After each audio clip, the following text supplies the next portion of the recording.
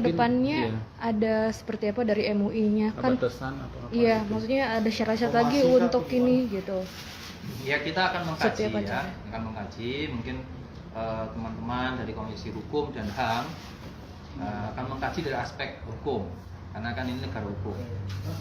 Namun negara ini tidak hanya negara hukum, negara ini juga berdiri di atas asas wisdom, di atas asas musyawarah, di atas asas saling memberi pemahaman yang terbaik.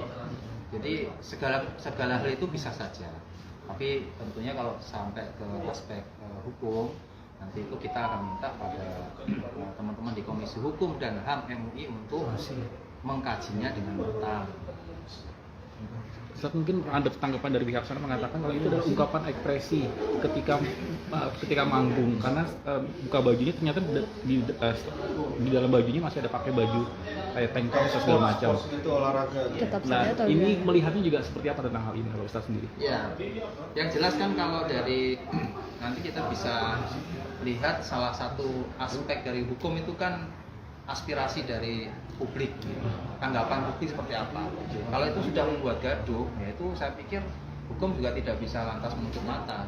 Walaupun tadi alasannya seperti apa, kostumnya, uniformnya, tapi yang jelas-jelas itu sudah membuat gelisah lah ya, membuat gaduh.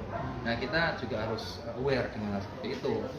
Maka dari itu mungkin salah satu hal yang perlu disikapi oleh kita bersama adalah sekali lagi bagaimana agar ketika di forum eksternum, sekali lagi ya, di forum eksternum, di forum yang sifatnya terpublik dengan luas, di luar ya, outdoor ya, outdoor itu ya harus lebih arif lah, lebih bijak. Apalagi sekali lagi kalau itu kita lihat situasinya lah, oh di sini habis bencana kemarin, walaupun masalah kebencanaan itu semuanya dari Allah, tapi kan ada aspek-aspek perasaan sensitif dari masyarakat yang harus juga diperhatikan.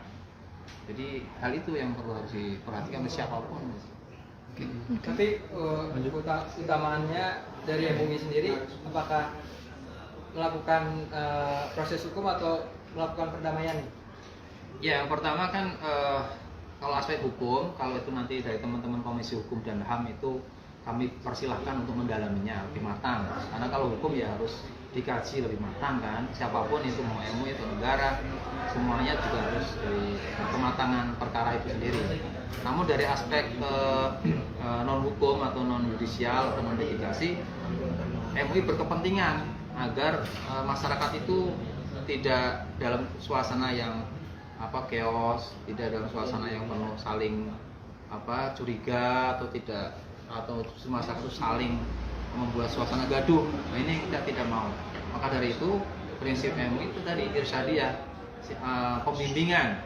Kalau memang bisa dipertemukan, bisa dinasihati, ya kita akan nasihati. Syukur-syukur kita berharap ya hidayah, sehingga untuk meningkatkan performanya lagi lebih bagus. Kalau dia lebih menghargai local wisdom, lebih menghargai psikologi traumatik ataupun di wilayah itu kan pasti akan diterima lebih baik juga oleh masyarakat setempat dan publik kan. Tapi ketika si Widi ini meminta maaf atau mengakui kesalahannya itu, akhirnya MUI akan melakukan apa? Nah itu juga salah satu himbauan kami. Kalau orang yang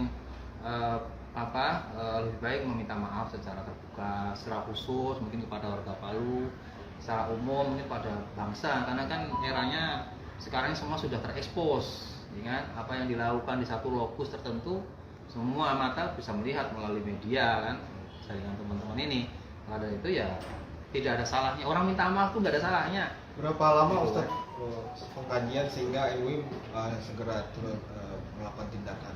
Ya dalam waktu yang secepatnya, karena kan tadi saya katakan ulama itu berkepentingan, berkewajiban agar masyarakat itu jangan berlama-lama dalam kondisi yang tidak pasti, dalam kondisi yang gelisah.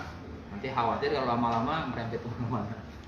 Terima kasih sudah menonton video ini. Jangan lupa subscribe dan aktifkan lonceng notifikasi supaya kamu nggak ketinggalan video terbaru dari Grid.